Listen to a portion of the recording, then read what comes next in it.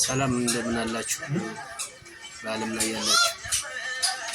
እኔ አንድ መልእክት ለማስተላለፍ ነው ዛሬ በቪዲዮ የመጣሁት። ማለት አሁን የኢራን እና የእስራኤል ጉዳይ ማለት ነው ለኛ ለኢትዮጵያውያን ምናችን ነው።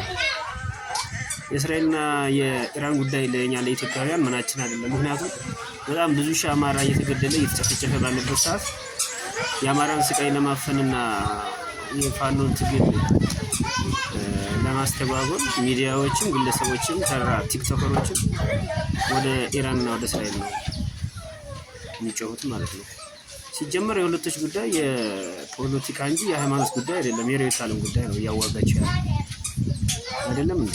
ኢራን ውስጥ ክርስቲያን አለ፣ እስራኤል ውስጥ ክርስቲያን አለ፣ ይሁዲ አለ እና ምንድነው የምትሉ?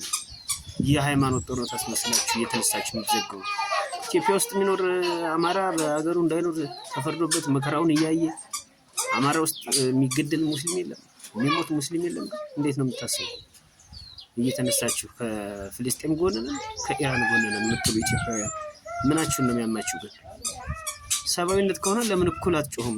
ለዜጋችሁ ኢትዮጵያ ውስጥ ቁጭ ብላችሁ ለሌላ ሀገር ዜጋ ከምትጨነቁ ኢትዮጵያ ውስጥ ለሚሞተው አማራ ለምን አትጮሁም?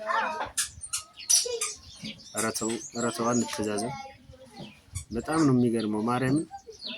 እና አሁንም እስራኤል የክርስቲያን ሀገር አይደለችም። የሙስሊምም የክርስቲያንም የይሁዲም እምነት ተከታይ ያለባት ሀገር ነች እስከሚገባኝ ድረስ። ኢራንም እንደዛው ብዙ ክርስቲያኖች አሉ ኢራን ውስጥ የሚኖሩ አይደል እንዴ?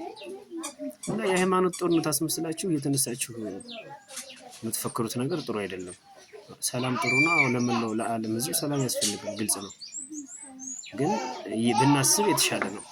ሀገራችን ላይ ብዙ ግፍ አለ፣ ለሚዲያ ያልበቃ ብዙ ሰቆቃ አለ፣ ለሚዲያ ያልበቃ ብዙ ጭቆና አለ። እኛም የህልውና ትግል ውስጥ ነን። አሁን አማራን እንደ አማራነት ቀና ብሎ እንዲሄድ በማንነቱ ሳይሸማቀቅ እኔ አማራ ነኝ ብሎ እንዲኖር ለማድረግ ነው ትግላችን። እና የመኖርና ያለመኖር ጉዳይ የህልውና ጉዳይ ስለሆነብን የኛ የፖለቲካ የስልጣንም አይደለም የሃይማኖትም አይደለም የመኖርና ያለመኖር ጉዳይ ስለሆነ እኛ ነፍጥ ያነሳ ነው። እዛ ውጭ ኢትዮጵያ ውስጥ ስንት ወንድምህ በድሮን እየተጨፈጨፈ ስንት ገበሬ አርሶ እንዳይበላ ማዳበሪያ በሚከለከልበት ሀገር ውስጥ እየኖር ከጋዛ ጎን ነኝ ከኢራን ጎን ነኝ ብትለኝ እኔ እንደግሌ አልሰማም፣ ልቀበለውም አልችልም። መጀመሪያ ሀገራችንን እንመልከት፣ ወደ ውስጣችን ነኝ። ከዛ በኋላ እኩል ተከባብረን የምንኖርባት ነገር ከገነባን በኋላ ለጎረቤት ሀገር ድምፅ ልንሆን እንችላለን።